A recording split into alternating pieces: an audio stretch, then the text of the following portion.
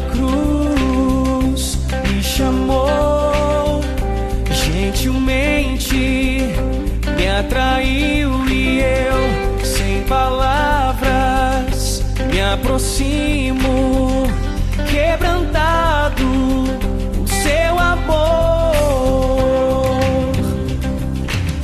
Olá, queridas, bom dia, tudo bem? Você deve estar se perguntando o que eu estou fazendo aqui segunda-feira, né? Cadê a Soraya?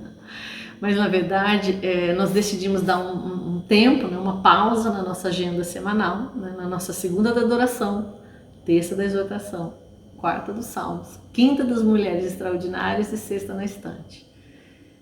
Para a gente meditar acerca de um assunto muito importante que está chegando. Nós estamos algumas semanas da Páscoa, né, e nós precisamos relembrar esse fato, estudar um pouquinho melhor, né, nos aprofundar nisso, e aí isso que a gente convida a fazer nessas próximas semanas, né? Esse que é um evento muito melhor do que o Natal, muito melhor com a festa de aniversário, muito melhor do que ovos de chocolate, né? A Páscoa é de extrema importância para nós cristãos e nós vamos fazer juntas uma meditação nesse tema. Você vem com a gente? Eu começo aqui com uma breve introdução sobre o que é a Páscoa. Então, olha assim, esse estudo na verdade foi baseado numa devocional, né, sobre a Páscoa do blog Benditas, e que a gente vai compartilhar trechos aqui com vocês, tá bom? Então o meu começa assim, olha: eternidade, passado e futuro se entrelaçam na sobrenatural realidade da Páscoa. Antes mesmo de haver seres humanos, montanhas, rios, animais e o próprio tempo, o Senhor já havia preparado o seu plano para nos trazer para perto de si mesmo. Então, minhas queridas, a Páscoa, ela não começou quando Cristo foi crucificado em Jerusalém e ressuscitou ao terceiro dia. Ela também não se originou lá no Egito, lembra? Quando os primogênitos de todas as casas que não estivessem marcados com o sangue do cordeiro, eles morreriam. A Páscoa também não começou lá. Olha só que lindo que eu vou falar para vocês. A Páscoa é real desde a eternidade. Tem uma famosa frase que afirma assim, olha: que Deus, antes mesmo de dizer haja luz, ele disse haja cruz. E ao nos submetermos a este período de reflexão e meditação, né, antes de a gente analisar as narrativas bíblicas que cercam esse fato, nós precisamos saber que Deus está acima da história e da experiência humana, né? Ele não foi surpreendido pelo pecado, seja no Éden ou no cotidiano das nossas vidas. Nem o diabo, nem Adão pegaram Deus de surpresa, né? Ele proveu o cordeiro para o sacrifício antes mesmo que houvessem homens e mulheres para pecar. Isso não é maravilhoso e ao mesmo tempo assustador, né? Saber que Deus já havia salvado a minha e a tua alma antes mesmo que a gente existisse. De fato, os relatos da Bíblia e a própria vida, né, tudo converge para esse grande Deus que manifesta seu amor, a sua graça, a sua soberania, a sua onisciência, a sua justiça, a sua ira também, a sua bondade e todos os seus atributos indizíveis em um plano que foi forjado acima do tempo.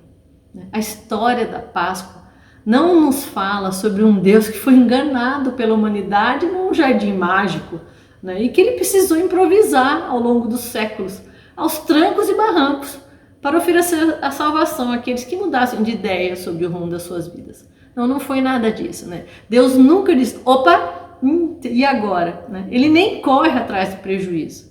Pelo contrário, minhas queridas, o nosso Deus, né, é perfeito. E quanto mais a gente mergulha nas Escrituras, mais nós percebemos que todas as narrativas, as tragédias, as lutas, as poesias e as profecias contam a mesma história. E qual que é a história? É o amor sobrenatural do nosso Deus para salvar as almas eternas de pecadores e adotá-los em sua família. Não é maravilhoso isso? Não é estonteante, né? Nos deixa assim sem fala. E eu vou citar agora somente alguns textos para corroborar tudo isso que a gente conversou. O primeiro deles está em Mateus 25:34, que diz assim, olha: Então dirá o rei aos que estiverem à sua direita: vinde, benditos do meu Pai, possui por herança o reino que vos está preparado desde a fundação do mundo. Depois eu te convido a ler 1 Pedro 1, de 19 a 20, 2 Tessalonicenses 2, 13, Romanos 5, 14. E eu vou ler para vocês agora Efésios 1, de 1 a 6, que também fala sobre isso. Paulo, apóstolo de Cristo, pela vontade de Deus, aos santos e fiéis em Cristo Jesus que estão em Éfeso. A vocês, graça e paz da parte de Deus, nosso Pai, e do nosso Senhor Jesus Cristo. Bendito seja Deus e Pai do nosso Senhor Jesus Cristo, que nos abençoou com todas as bênçãos espirituais nas regiões celestiais em Cristo. Porque Deus nos escolheu nele antes da criação do mundo, para sermos santos e irrepreensíveis em sua presença. Em amor, ele nos predestinou para sermos adotados como filhos por meio de Jesus Cristo, conforme o bom propósito da sua vontade, para o louvor da sua gloriosa graça, a qual nos deu gratuitamente no amado. Então, minhas queridas, que vocês possam ficar com essas reflexões, se aprofundar um pouquinho mais nos textos que eu citei, e eu encerro com uma oração aqui, para nós e por nós.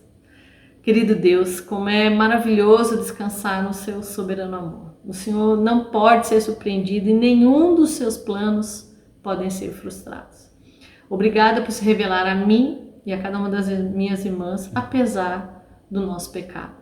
Obrigada pelo sacrifício feito antes que houvesse mundo, para que essa oração pudesse ser feita. Leva-nos a descansar, Deus, em teu plano eterno, e não deixe que as águas dessa vida afoguem a nossa fé. Revela-te a nós, Senhor, através da tua palavra e das meditações diárias que vamos fazer neste estudo.